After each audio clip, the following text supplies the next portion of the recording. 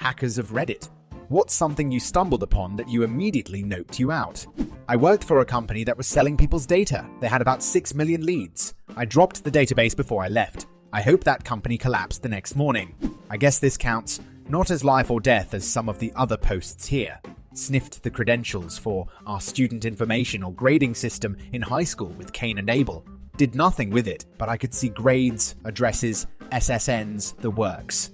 Was a spammer in the mid to late 90s. There were a group of 3 of us, would make a website using affiliate content and then spam the link to it. Started off by scanning AOL chat rooms, and we made a decent living from it. 2,000 to 3,000 for each of us per week. Then we got bigger into it and left the confines of AOL, which led to bigger paydays of 20 to 30 per month until the authorities knocked on one of my partner's doors. They never did come to me, and I was 17 at the time. Stopped once that happened.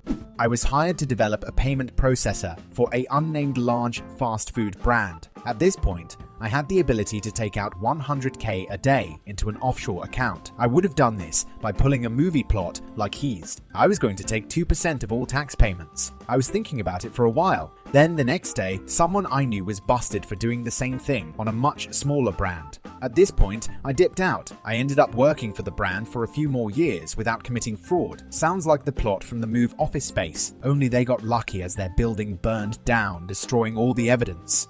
I was at Counter-Strike LAN party ages ago. I ran a bunch of nets and scripts on the network, causing prompts to pop up in front of the game saying dumb person good luck, right behind you. Eventually, the party organizer paused the games to walk everyone through how to disable messaging services. The funny thing was that about 15% of the people already had that off, including my group, and it caused a few unfair wins. I noped out when people started looking at me, since I wasn't exactly quiet about the whole thing was amazing, and the start of a long road of engineering and infosec work. In terms of petty gamer, kid leading to real learning and career options, I was trying to get Warcraft 3 Frozen Throne for Dota All-Stars. The LAN had provided a cracked copy and a patch, but the patch wouldn't run. It was trying to find the path from a non-existent registry file. I looked at registry entries for other Blizzard products and created a registry file from scratch. I ran the patch again, expecting the next error and the next one until I finally created them all. But it worked immediately. I felt like a tiny god at the LAN,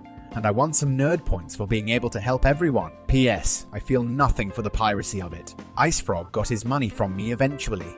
Not really hacking, but back in the day, I wrote a Trojan that would steal user account info and CD keys from Diablo 2, which I would sell later on eBay for sweet cash. It would proxy between the connection of the client and server, and while the user was in a chat room on the realm, it would spam download links for the Trojan and subsequently hide the messages from anyone infected so they wouldn't suspect anything. This made it self-spreading, and it was actually so effective that eventually Blizzard put up a warning about it on their website. I took down the sites hosting it at that point since I was scared and didn't want it getting traced back to me.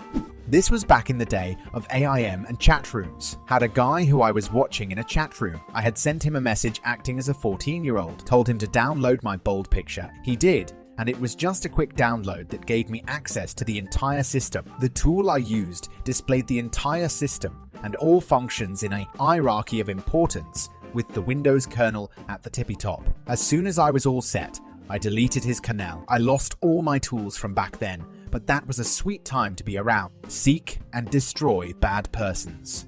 Back in middle school, I used a VNC to hack all the school PCEs. I had a free lesson, so I went to the computer lab, or whatever they called it.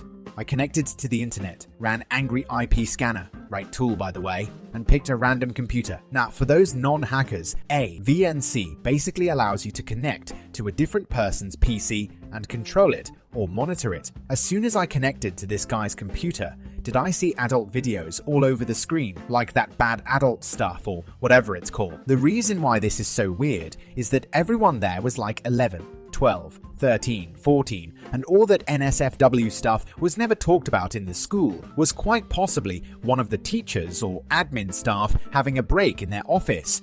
When I was young, I got into hacking AOL for cool screen names. I met people who social engineered AOL. They would call up AOL and pretend their system was down and trick real employees into resetting stuff. I was on the Converse call when they stole the owner of AOL account. other high figures, etc. A couple years later, we all were friends playing Halo and stuff together. They told me to connect to this live server. You can control mouse.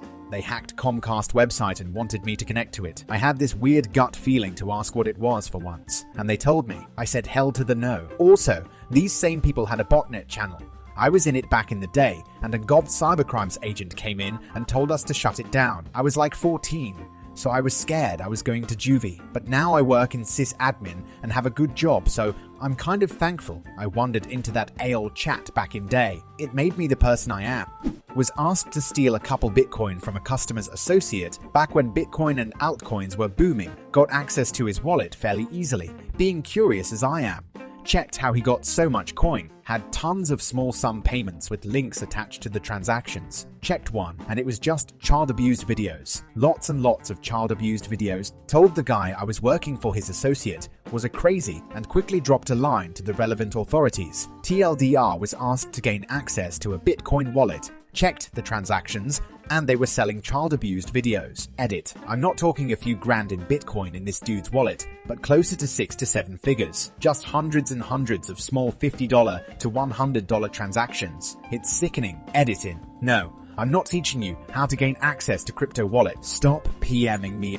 Not really hacking, kind of amateur teenage social engineering. A friend and I created an account on a French chat website. It was called Cocochet or something like that. That was aimed at children, I think. We made our account look like we were a 9-year-old girl and started chatting with people. Needless to say, it was pretty disturbing to see people talking with us. One of them was talking almost every day with us. We even thought about sending him a keylogger or a Trojan to find more information about him and call the police on him. In the end, we were too disgusted and frightened by this guy to continue doing that.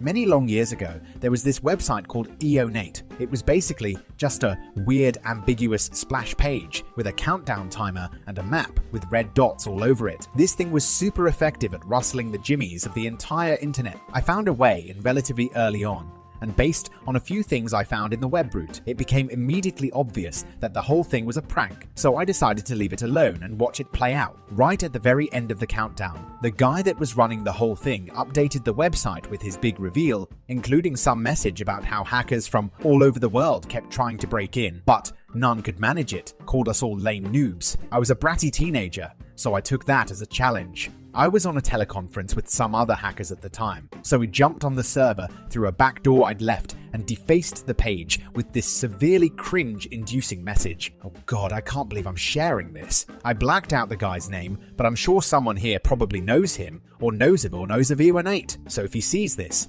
sorry dude, good kids, right? Anyway, right around this time, as the countdown ended and for a while after, the server was getting swamped to the point of an essential DDoS. This was happening while I was logged into SSH on the server. I was in the process of doing some cleanup, deleting some utility scripts I'd put on the server, but I was impatient. The lag was grueling, and I was working faster than the server was sending me responses. I changed directories at one point and tried to delete everything in it before seeing a response from the server and didn't realize I'd fat-fingered the CD command. I ended up deleting a bunch of his stuff that I didn't mean to. The second I realized what I'd done, I instantly felt horrible and noped the fuck out of there. We had planned on razzing the guy for a while, but I was just totally done.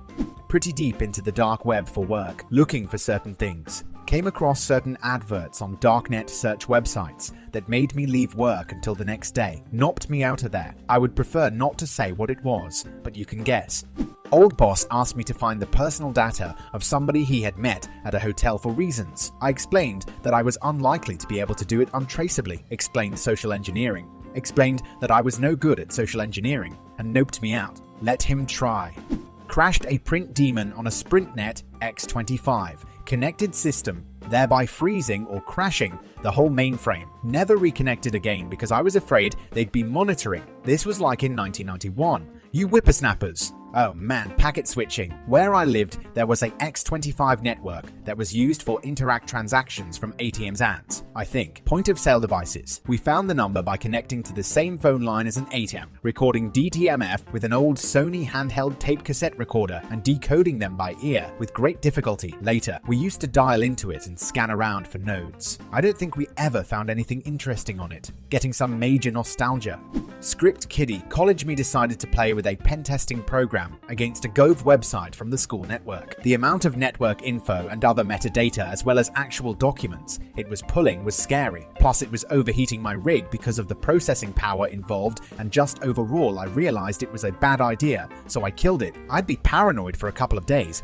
Probably weeks if I was in that position. See, running a pen testing program against a government website and getting a ton of data is pretty believable. Overheating your rig is not. Pen testing doesn't involve a lot of complex operations. Pen testing over a network certainly doesn't. Pen testing and network operations do involve a lot of I/O. If your computer is waiting for I/O, it isn't doing real operations. It's idling, or it's doing the stuff necessary to browse Reddit or whatever. Thank you for watching. Hope you enjoyed this video. Don't forget to subscribe to the channel.